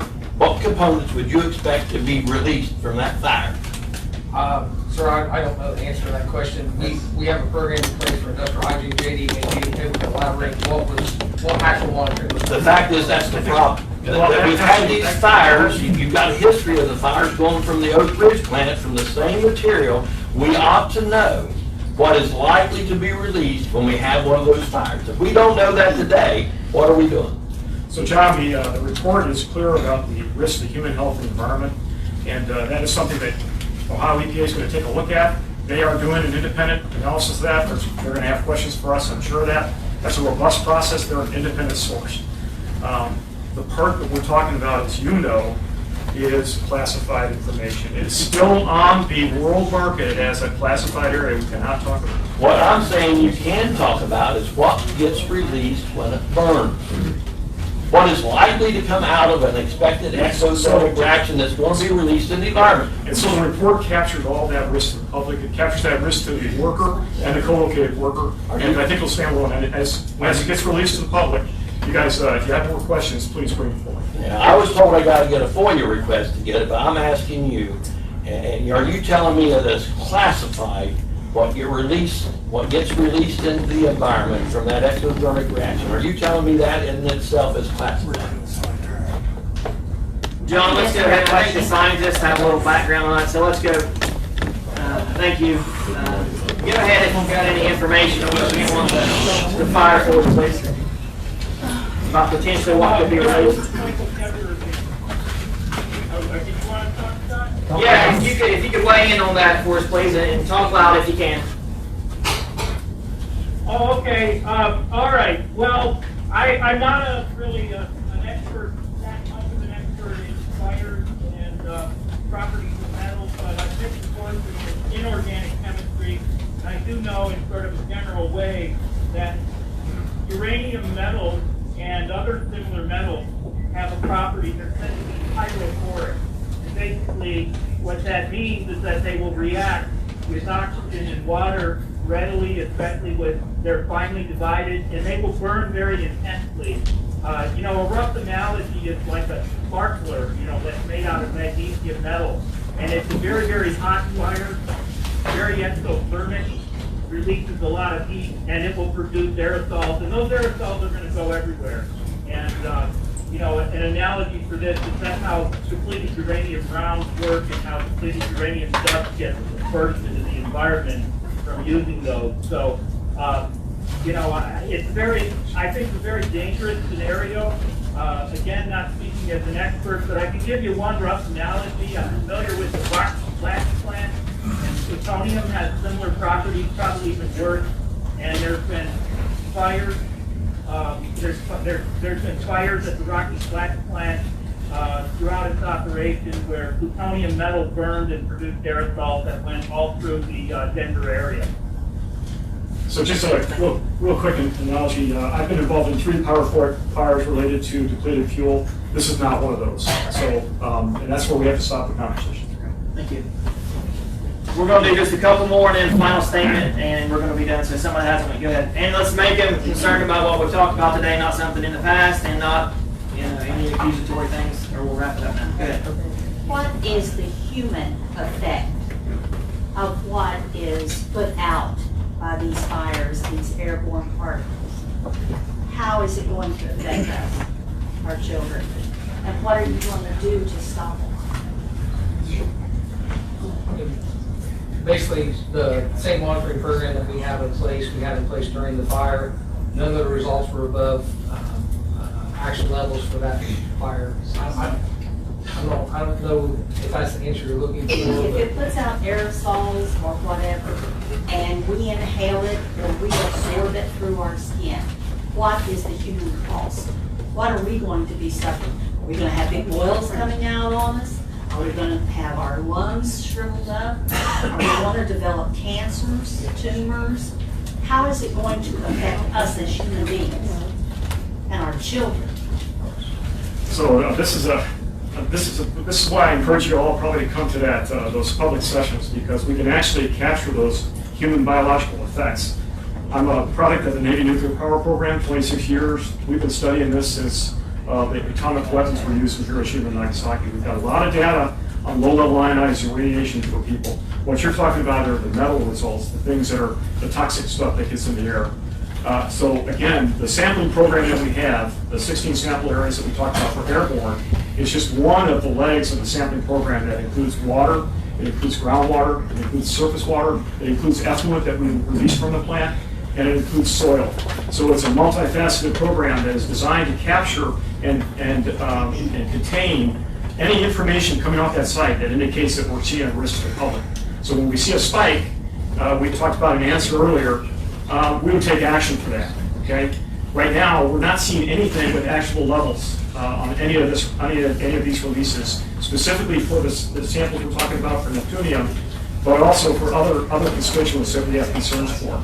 Now, you asked about what types of things would happen. This goes back to that risk assessment. EPA has assigned levels that we follow under law. These are laws. We don't have a choice. Department of Energy has those laws flow down into orders, which we don't have a choice if we have to follow those. That protects our public, and those laws and orders are specifically designed for that.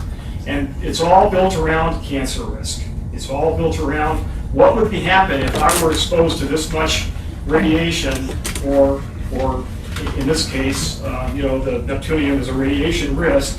What would happen if I got exposed at a specific level? Those are built around a 10 to the minus 6 increase in the risk of getting cancer at the levels that we set, and that's 24/7, breathing that air zone constantly for 365 days. We're orders of magnitude, 4 to 5 orders of magnitude below that with the samples that we see. So that is inherently, that translates to that risk. So the risk is negligible. It's negligible from a standpoint of what you're seeing in background. But it all comes down to the risk is in low ionizing radiation causing cancer. That is the basis of radiation risk to the public and to workers in the United States. It's with low-level ionizing radiation. Now, if you had an acute exposure, we don't have acute exposures here. Not with our workers, not with our public. Acute exposures would give you a different effect, a much more acute effect. You probably heard about that in Chernobyl, where helicopter pilots got sick immediately. We don't have that here. Okay, we're going to do 2 questions, and I know we can't get to everybody. Josh in the back, and then we'll go with Mayor Kempton, and then that's going to be it for questions. I know if you have questions, we'll figure out a forum. Like I said, this is going to be the first of several meetings. I apologize, I know everybody wants a question, but it's just not feasible. Josh in the back. Quick question from DOE. Was there another fire in the X333 last night? And if so, was it reported to the Ohio EPA and the Health Department? Yes, we did have another fire last night. It was during the plasma cutting of a converter inside the MSA, which is an airborne area that is also monitored and controlled. The plasma cutting requires a kerf shield to be placed behind the cut to prevent that overspray of the plasma cutting to causing another metals fire. And this kerf shield was made out of carbon fiber, and it actually did catch fire. It took about a minute or so to get the kerf shield out. A blanket was placed upon it, and it did extinguish in just a matter of moments. Joe Bradford contacted Craig Butler and let them know about the fire, and we are actually going to brief them further after this meeting. Was the Health Department called? Pike County Health Department? Yeah. I believe, did you get a call? We did not get a call. Thank you. Mayor Kempton? Yeah, there's one thing, as I was listening to this, we keep talking about the levels of neptunium. So as we stand on this current thing, just through the research that I've done, 2 things. First of all, I think the correct statement isn't that it's possible that this is coming from the plant. I think the correct statement is highly likely. It is man-made. What does happen, you can stumble across in nature appears to be man-made sources. But when it actually comes to the health effects, since neptunium is never encountered outside of nuclear facilities or research laboratories, there is not a lot of studies directly linked to it.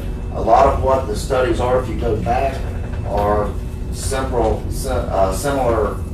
atoms in the way the neutrons are. They do know it collects in bones, So bone cancer isn't, an immediate risk. However, when they're actually looking at other similar substances causing that. So truly, to get a level of neptunium and go with it, seems to be a bit of a reach to say it's safe, because everybody in the research I can find is not specifically to that element. It's going to other related things, and literally it has not been studied much directly because it is so rare and it's only in these nuclear facilities. So I think whenever we say it's at safe levels, I don't think that there is a safe level determined for that yet. Yeah, okay, again, when we say safe level, we have to have a number associated with that. So we take all of the radiation effects and we put them into a basis that relates to biological effects on humans. The millirem is a gradient approach that does that. That's the factor that we use. So when we looked at neptunium, we know what levels would significantly contribute to those levels. And the level that we talked about, 0.12 millirem, is an apples-to-apples comparison to the 100 millirem that is required by law and the 10 millirem, which is required by NEOSH, for us to protect the public. So think about that. 0.12 millirem is well underneath 10 millirem. I think the Navy, and I'll put this, don't quote me on this, but I think we used an analogy where if you took a flight to Denver, you get about 100 millirem of exposure because you're that much closer to the sun, ionizing radiation. That's all an apples-to-apples comparison. So your risk factor is based on that level that we measure out in the field. And when we're measuring, I think it was 0.00015 picograms per meters cubed. Don't quote me on that, it's in the reports that will come out. We equate that to that millirem exposure, and it's a cumulative exposure. So it's 0.12 relative to a 10 millirem NIOSH factor, which is based on a 24/7 exposure of you breathing at that level of contaminant. So it's very conservative, and it's a low level. I know we had, the experts were talking about neptunium and the source of it. I don't think we are saying it doesn't come from the site because we have the recycled uranium. And so we knew that there was contaminants in some of that material that came through in the 70s. And all it took was a little bit, because we didn't keep doing it. Paducah actually got most of that. But we actually got a bunch of it. Yes, ma'am. We did get some. No, like Savannah River. Let him talk. But the bottom line is that we have to look at the levels. So when you look at the levels of uranium-234, 235, 238 is really, and technetium-99 are really the constituents that we have a larger mass of, and that those are of greater concern. Everything we do with that sampling program I talked about earlier actually looks at those things, and we are constantly looking at the risk to the public. That's our number one job, is safety of the public. And number two is safety for our workers. So that you guys can walk away saying, is the 0.12 acceptable? You know, I can see it. Everyone does not want to have radiation exposure for anybody at any time. But it's out there. I mean, it's out there. And in this case, the 0.12 falls underneath a safe level that's been assessed by law. What happens when a child ingests Just real quick, like, most of the stuff that I've seen on the neptunium directly is studied animals being affected by it. Since there's not large studies, there are several out there that show a significant increase in bone tumors in animals near radioactive disposal sites. And a lot of that has to do with ingestion. Okay, we're going to go ahead and wrap it up. Well, we've got school board representatives, so I think we should give Brandon, who's the president. I'm the president of local school board Pike side of the valley. I've got Mr. Smith here, Mr. Cutler, Mr. Fuller, Ms. Jenkins, our treasurer. And we didn't cause this problem, but it is a problem for us now.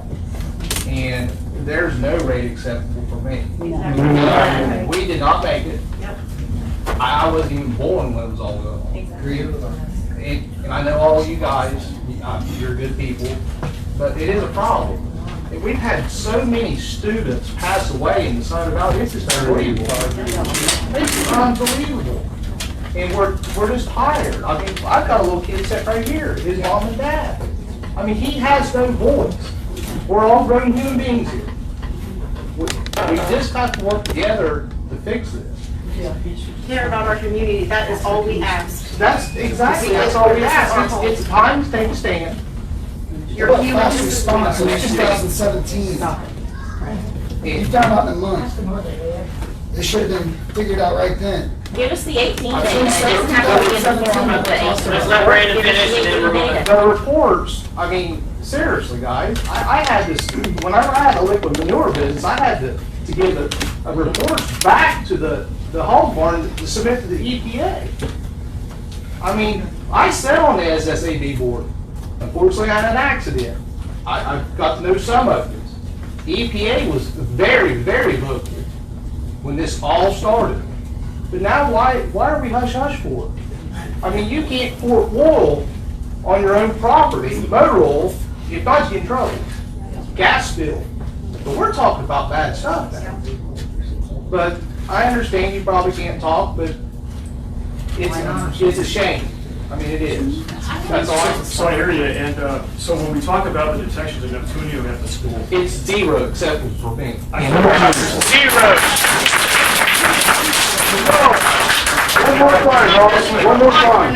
Every day them kids go outside and take a break, take a recess, and they're out there playing. They're stuck in that area every day. Now, how much of doses are they getting every day? Can you tell me that? Yeah, what I'm saying. Got him answered? So when we look at the upstream samples that are away from the school and away from the plant, the difference between that sample and the sample that we're taking at the school are minuscule relative to the reference that I talked about. There is, whether we like it or not, there's neptunium, there's a lot of plutonium, there's a lot of uranium in the air. All from your side. No, it's from the country. It's from what we've done in the past. You can show that data. I mean, again, you guys do not trust me. I understand. We don't have a lot of trust in you. I understand that. However, we do want to be as forthright and open as we can. Please come to those public open houses. The experts are going to be there. I'd like to walk away with questions that we have to go answer them. Just thinking that an expert doesn't have to That should answer. satisfy You said you have children here, you guys have children here. You said you found out and they know within a month. So in 2017, they took that sample and they knew in a month. Why didn't somebody get on my school? Well, here's the reason. Let me explain that real quick, because that was, when you said that, I'd like to actually answer that directly. Yeah, please. That's one of the program monitors that sample. As soon as we get that sample back, someone is looking at that data to see if it is above that level, and if it's still protected. If it's not protected, we immediately notify our regulators, and we immediately take action, whether that's stopping the plant. And we couldn't answer the question in the last 30 years whether we stopped that or not, because I don't know if anyone can do that themselves. Larry or John, maybe. How many you children guys are know. checked? I mean, why isn't the school being checked? Why is that? Say again? Why isn't the school being checked? He said, how many children have you checked for exposure? Well, it's not that simple. Well, just a minute. We checked that school because that's where we put a monitor, because we felt that was the most appropriate But place. then you checked the school afterwards. He said It's not the school, it's the location of that zone, because that's where we want to make sure that it's protected. It's downwind. You have to check the school specifically, inside No, the school. that monitor is put there because it's downwind of the zone. It's the most likely place that we think we would like to detect, to be our best indicator. It's the canary in the coal mine. It's the best place where we would like to make sure that we're not releasing any information or any contamination outside.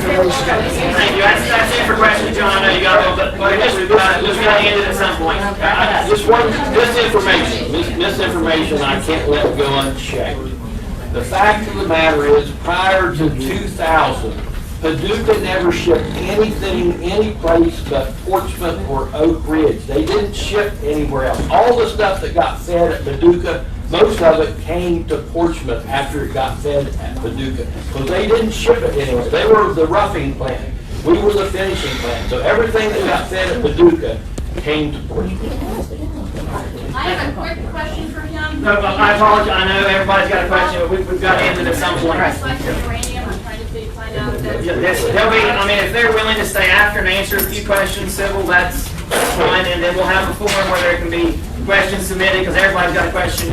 It's not feasible for one meeting. What's the next Next week, we do not have that. I want to talk a little bit, and then I do have one easier question. I know you guys have had a lot of tough questions. Who does the sampling for DOE at the site? Like for the, who analyzes the filters or any environmental samples currently at the plant? So we use, Ford B&W is our operations contractor. They do all the sample exchanges and that kind of thing. They are prepared by an off-site lab. These samples in 2017 were analyzed by Southwest Research Institute. We use other no lab accredited labs. It just depends on how the contracts are led and that kind of thing. Now, they are an independent lab which undergoes extensive QA/QC control on their sampling. So we also receive back from them data packages which provide the QA/QC control in support of their rotations. Is there still a local lab on site? There is. Yes, and we use them for some things, but not for the not environmental. And then also check all the samples that are back on the subcontractors. That was my question, that if we got a local lab, the guys have worked there for years and years, who's familiar with the site, I'm not really sure why we're sending it off, but we'll see it here today. I want to thank, first of all, I want to thank everybody. I know it's, this is a very emotional, can be emotional, and everybody has a stance one way or the other. Thank the commissioners for coming, ODH, DOE, EPA, representatives from Brown and Commissioner's office, we appreciate that. And most of all, the public. I mean, this is really about you. It's about your safety. It's about your kids' safety. And I know, this could go on for a long time. Again, we will let you know when the meeting is, the next meeting. And DOE, this information, the new, more concerning, the air monitor is one situation. This independent data is a whole nother issue that, if you say the neptunium hit the school is an anomaly, if it's an anomaly, I probably would have had to resample, had to check a couple times before I put it in a report, but that didn't happen. So, anyways, that's where we're at. But again, thank everybody for coming. And the health district, again, the health commissioner, I'm speaking for the Board of Health. We stated last week our position. I'm just going to read a lot of this because my mouth's getting dry. We stated this week that it was the position of the Pike County General Health District that the off-site contamination disclosed in the ACER report was a result of contamination from construction activities at the on-site disposal site. I've listened to positions from DOE today, and I appreciate all the information we've gotten. This is the first step. This is to get the information out of there. Now we know potentially what we have, give them a chance to check it, look at, and is it a problem, and then go forward.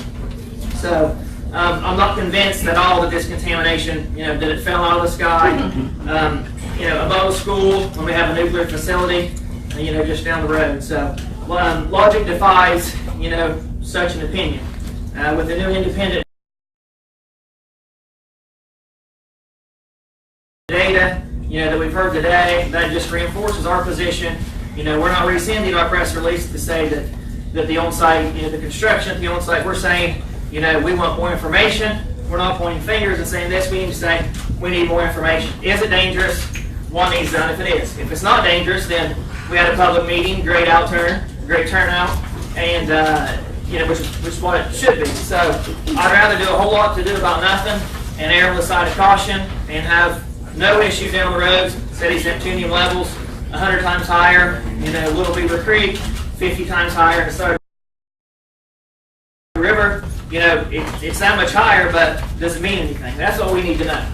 But I would rather have this meeting, present this information, have that checked and tested by experts, which isn't the health department. Our job is to call for help. And that's what we're doing.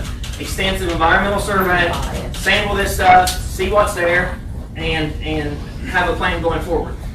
And then check out some of the... Hold on, please. There's a basic principle, that must be communicated, and this issue has to be spoken in terms of risk, which we've mentioned several times today. Is it true that we have risks every day? Mentioned the airplane. Yeah, that's a risk. Driving anywhere is a risk. But those risks we decide for ourselves. Yes. We have a smoke detector. I can go to Walmart and buy a smoke detector. Walmart didn't tell me to say that, so.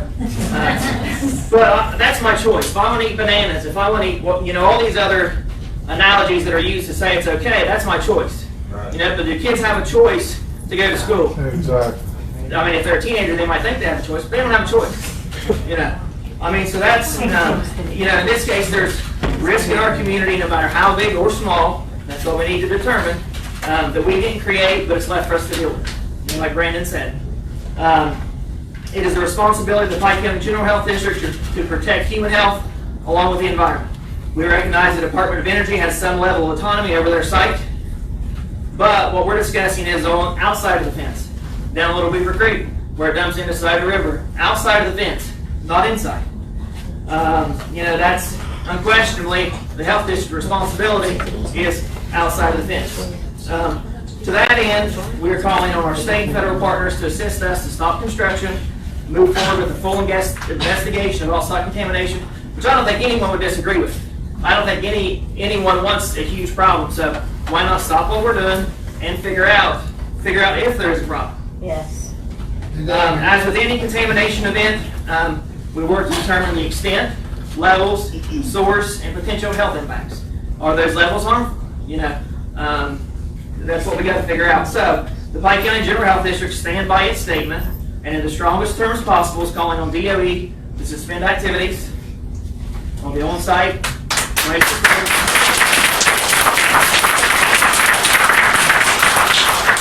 until such a time that it's clear that no off-site contamination will reach beyond the plant property. That's what we're asking. Furthermore, the Health District is calling on the Ohio EPA, the Ohio Department of Health, Governor Mike DeWine, local elected officials, and perhaps most importantly, Senators Rob Portman, Sherry Brown, U.S. Representative Brad Winstrup to support our decision to call for a cessation of the cell construction activities until it is determined that harmful contamination will not reach our citizens. If we do all this testing, you know, and they find out that it's nothing, it's safe, then that's great. But that's what we got to figure out. So this information is the first step. We'll have further steps, further meetings. And again, I want to thank everybody that took out their Saturday, traveled some long distances to get here and speak, and hear you guys. So again, thank everyone and have a safe weekend.